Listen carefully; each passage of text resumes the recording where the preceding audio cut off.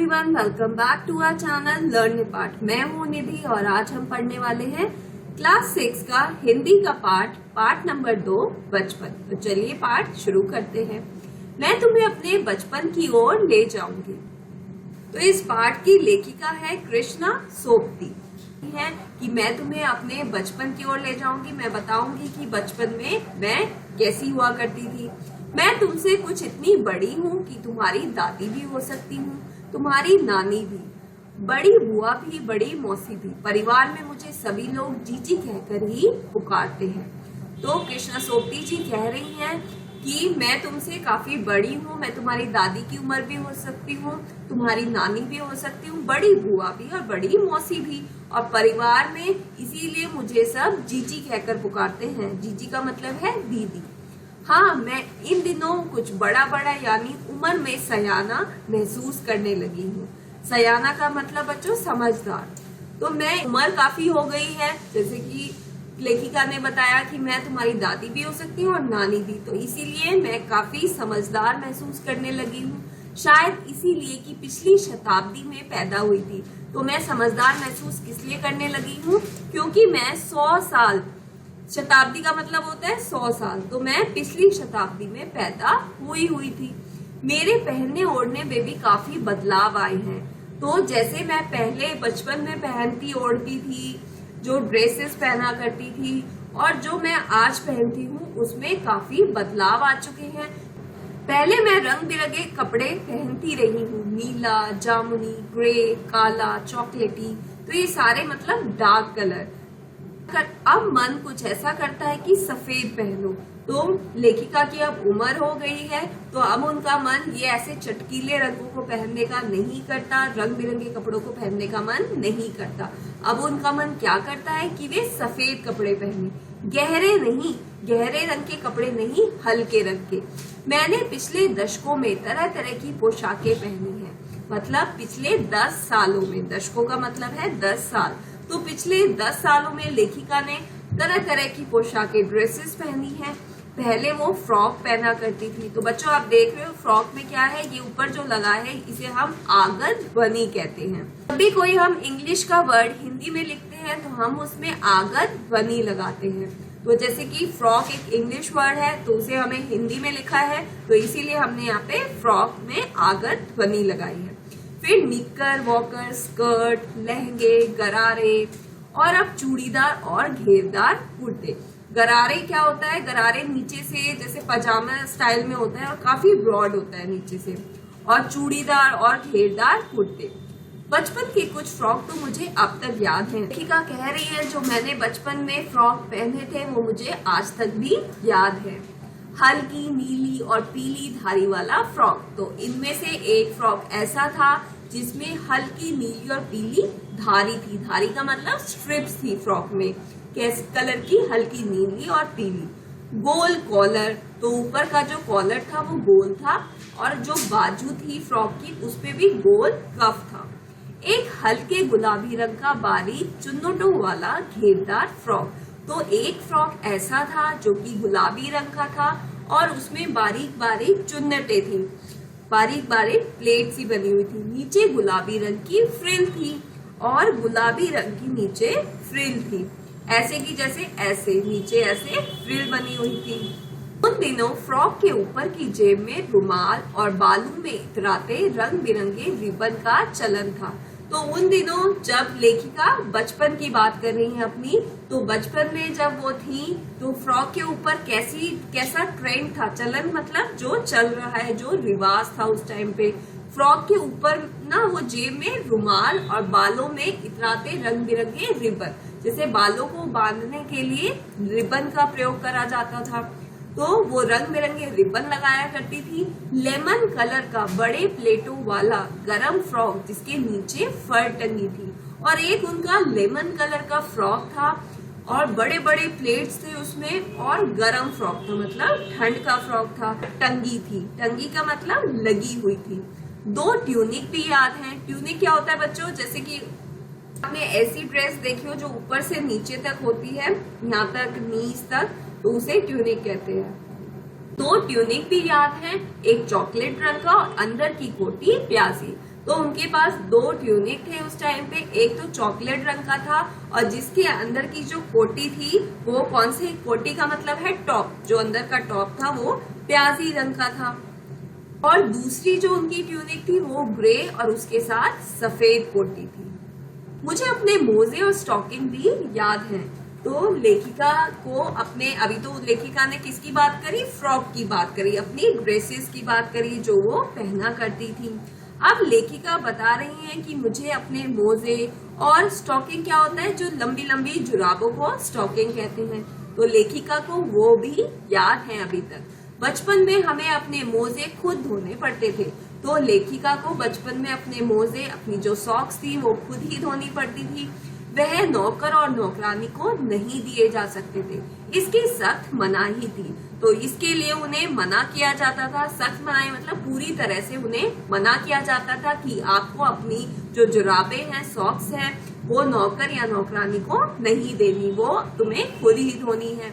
हम बच्चे इतवार की सुबह इसी में लगाते, तो इतवार मतलब संडे का दिन, तो इतवार की सुबह वो इसी में लगाते, किसमें, अपने मोजे और स्टॉकिंग्स को धोने में। धो लेने के बाद अपने अपने जूते पॉलिश करके चमकाते।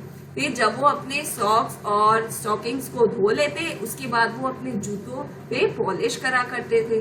अब जूते कपड़े या ब्रश से रगड़ते तो पॉलिश की चमक उभरने लगती। तो जूतों पे पहले वो पॉलिश मारा करते थे, फिर उसे रगड़ते थे, फिर वो और भी चमकने लग जाते थे। सरवर, मुझे आज भी बूट पॉलिश करना अच्छा लगता है। तो इसीलिए लेखिका कह रही हैं कि वो बचपन में ये काम करा करती थी और इसीलिए उन्हें आज भी बूट पे पॉलिश करना काफी पसंद है। हालांकि अब नई नई किस्म के शू आ चुके हैं, तो आजकल नए नए तरीके के जूते आ चुके हैं। कहना होगा कि ये पहले से कहीं ज्यादा आरामदेह है। तो लेखिका कह रही हैं कि पहले के जूते इतने ज्यादा आरामदेह नहीं हुआ करते थे, इतने ज्यादा कंफर्टेबल नहीं होते थे। हमें जब नए जूते मिलते तो उसके साथ ही छालों का इलाज शुरू हो जाता। तो जब लेखिका को नए जूते मिलते थे तो उनके नए जूतों के साथ साथ छाले भी होने शुरू हो जाते थे। जब कभी लंबी सैर पर निकलते अपने पास रुई जरूर रखते।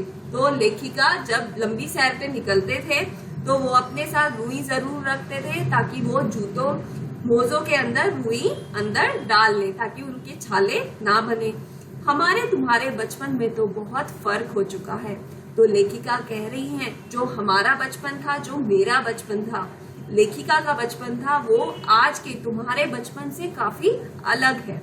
हर शनिचर को हमें ऑलिव ऑयल या कैस्टर ऑयल पीना पड़ता था। शनिचर मतलब सैटरडे, तो हर सैटरडे को उन्हें ऑलिव ऑयल होता है जैतून का तेल, और कैस्टर ऑयल होता है अरंडी का तेल। तो उन्हें हर सैटरडे को ऑलिव ऑयल, जैतून का तेल और अरंडी का तेल पीना पड़ता।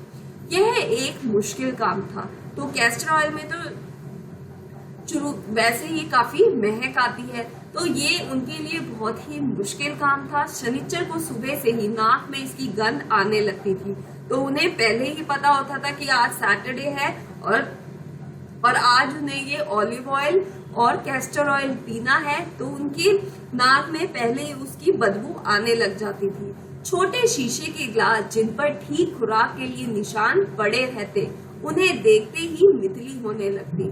तो उनके पास छोटे शीशे के ग्लास थे जिन पे जितनी उनको ऑयल वो तेल पीना है उसका निशान लगा रहता था। तो उस ग्लास को देखते ही उनको क्या आता था, मितली आती थी। मितली का मतलब है उल्टी आने लगती थी। मुझे आज भी लगता है कि अगर हम ना भी पीते वह शनिवारी दवा तो कुछ ज्यादा बिगड़ने वाला नहीं था, सेहत ठीक ही रहती। तो लेखिका कह रही है कि अगर शायद हम वो शनिवार की वो जो दवा थी हमारी, वो अगर ना पीते तो हमारी सेहत अच्छी ही रहती, कुछ बिगड़ता नहीं। तुम्हें बताऊंगी कि हमारे समय और तुम्हारे समय में कितनी दूरी हो चुकी है। तो लेखिका समय की बात कर रही है कि कितना बदलाव आ चुका है। यहाँ तक कि बचपन की दिलचस्पियां भी बदल गई हैं। जो पहले बच्चों के इंटरेस्ट हुआ करते थे वो आजकल के बच्चों के इंटरेस्ट नहीं है, वो बदल चुके हैं।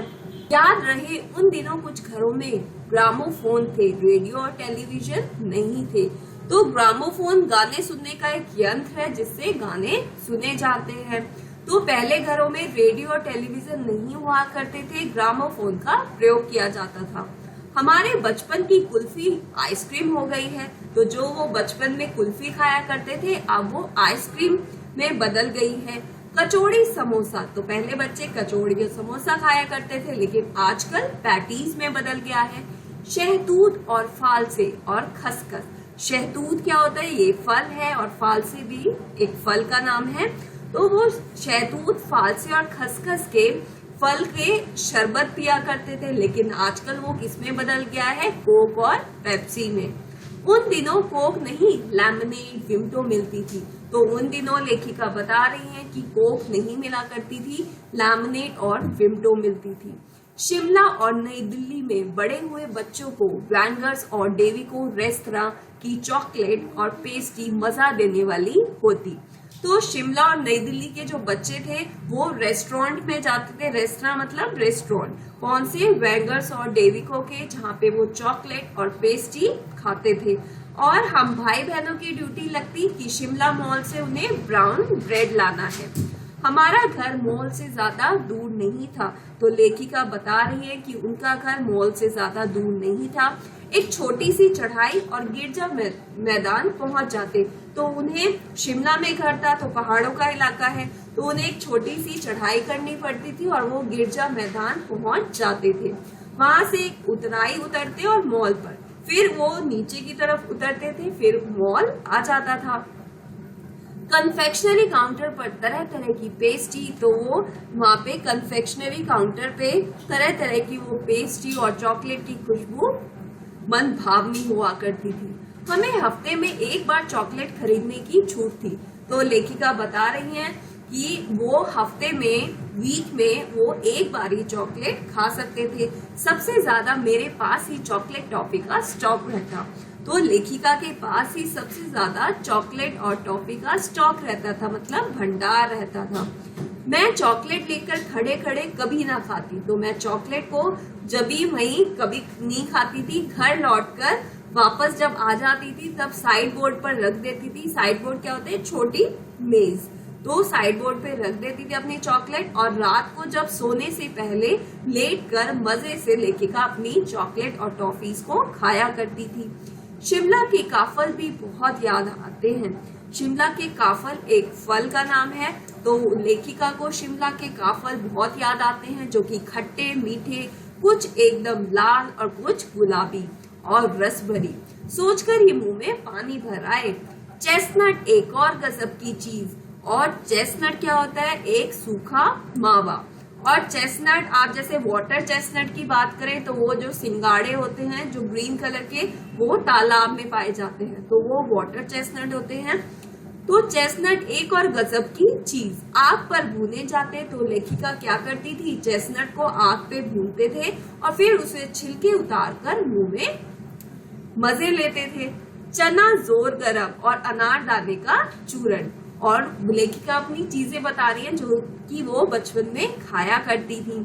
चने जोर गरम और अनारदाने का चूरण। हाँ, चने जोर गरम की पुड़िया तो तब थी, वह अब भी नजर आती है। तो चना जोर गरम की पुड़िया लेखिका कह रही है कि वो आज भी मिल जाती है। पुराने कागजों से बनाई हुई उस पुड़िया में नीरा हाथ का कमाल है। तो वो जो पुड़िया है, जो आप जैसे अपनी बुक्स वगैरह सेल करते हैं, वो उसको बेचते हैं कबाड़ी को, तो उन नोटबुक से ही वो उन पेजेस को ही यूज कर लेते हैं। तो उन पुराने कागजों में क्या डाला जाता है? वो चने डाले जाते हैं। नीचे से तिरछी लपेटते हुए, तो नीचे से उसका ऐसे कोन बनाया जाता है, ऐसे करके।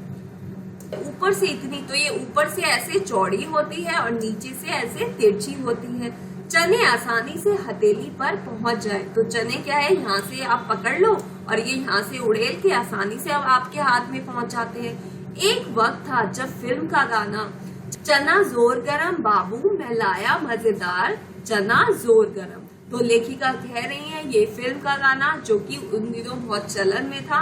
उन दिनों स्कूल के हर बच्चे को ये गाना आता था। कुछ पुड़िया पर तेज मसाला बुरकवाते, तो बुरकवाने का मतलब क्या है? छिड़कवाते थे उस पे तेज मसाला।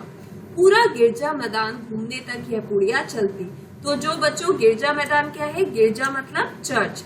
तो अब बच्चे कैसे जाया करते हैं, जैसे एक ये पहाड़ी है तो बच्चे पहले यहाँ से ऊपर चढ़ाई करते थे, फिर यहाँ पे क्या होता था, चर्च होता था इस तरफ, और फिर वो यहाँ से उतरा करते थे और फिर जाके उनका मॉल आ जाया करता था। तो पूरा गिरजा मैदान घूमने तक यह पुड़िया उनकी चलती थी। एक एक चना पापड़ी मुंह में डालने और कदम उठाने में खासी लय रफ्तार थी। तो वो एक एक चना पापड़ी मुंह में डालते थे और एक एक कदम उठाते थे। छुटपन में हमने शिमला रिज पर बहुत मजे किए हैं। शिमला में एक जगह का नाम है जिसे शिमला रिज कहा जाता है, जो लेखिका कह रही हैं छुटपन में मतलब बचपन में। बचपन में हमने शिमला रिज पर बहुत मजे किए हैं, घोड़ों की सवारी की है। शिमला के हर बच्चे को कभी ना कभी यह मौका मिल ही जाता था।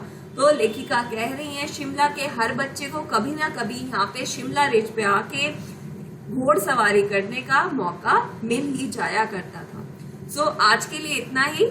नेक्स्ट वीडियो में हम देखेंगे आगे का चैप्टर। अगर आपको वीडियो अच्छा लगा है तो लाइक करिए, ज्यादा से ज्यादा अपने दोस्तों के साथ शेयर करिए। Thank you.